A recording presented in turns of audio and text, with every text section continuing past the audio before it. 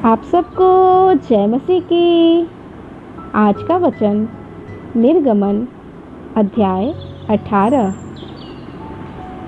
जब मूसा के ससुर मिद्यान के याजक इत्रो ने यह सुना कि परमेश्वर ने मूसा और अपनी प्रजा इस्राएल के लिए क्या क्या किया है, अर्थात यह कि किस रीति से यहोवा इस्राएलियों को मिस्र से निकाल ले आया, तब मूसा का ससुर इत्रो मूसा की पत्नी सिपूरा को, जो पहले नैहर भेज दी गई थी, और उसके दोनों बेटों को भी ले आया।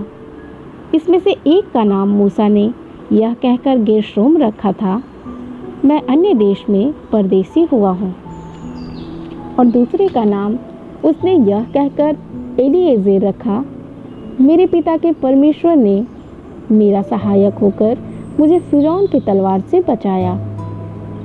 मूसा की पत्नी और पुत्रों को उसका ससुर इत्रो संग लिए हुए मूसा के पास जंगल के उस स्थान में आया जहाँ परमेश्वर के पर्वत के पास उसका डेरा पड़ा था, और आकर उसने मूसा के पास यह कहना भेजा, मैं तेरा ससुर इत्रो हूँ और दोनों बेटों समेत तेरी पत्नी को तेरे पास ले आया हूँ। और मूसा अपने ससुर से भेंट करने के लिए निकला और उसको दंडवत करके चूमा, और वे परस्पर कुशल क्षेम पूछते हुए डेरे पर आ गए।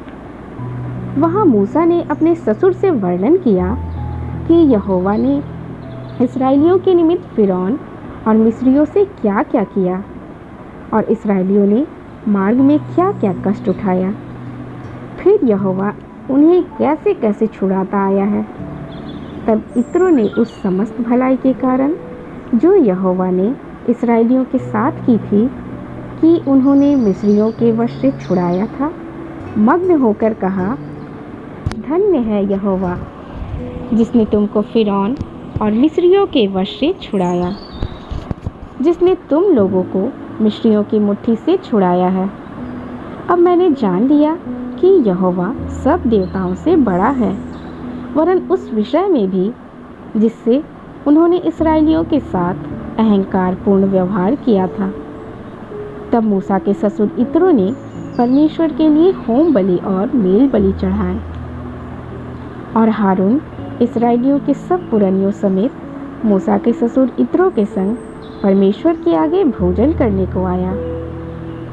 दूसरे दिन मूसा लोगों का न्याय करने को बैठा, और भोर से सांझ तक लोग मूसा के आसपास खड़े रहे।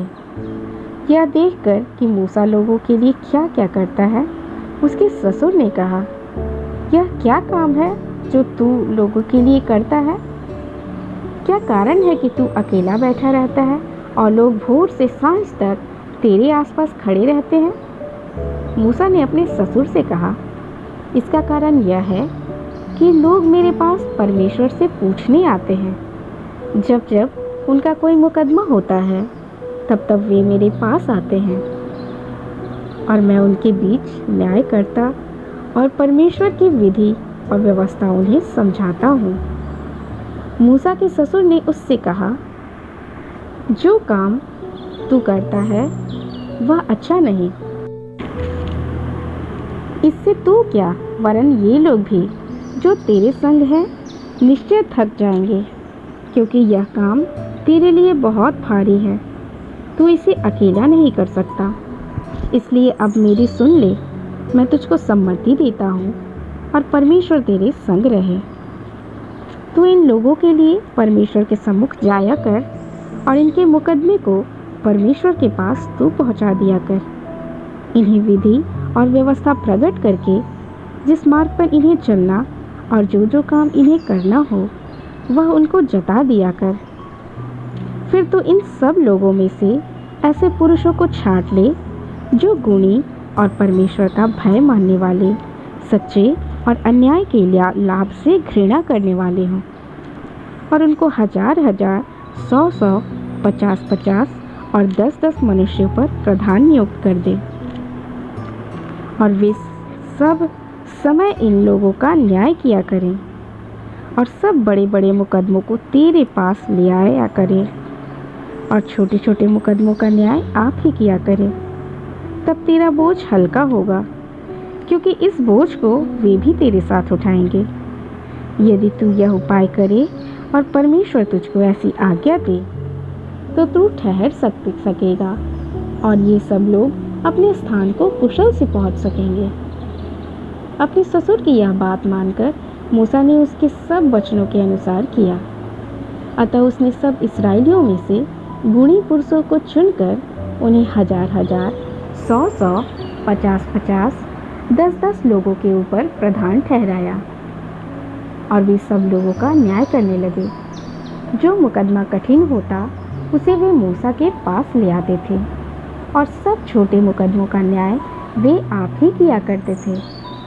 तब मूसा ने अपने ससुर को विदा किया और उसने अपने देश का मार्ग लिया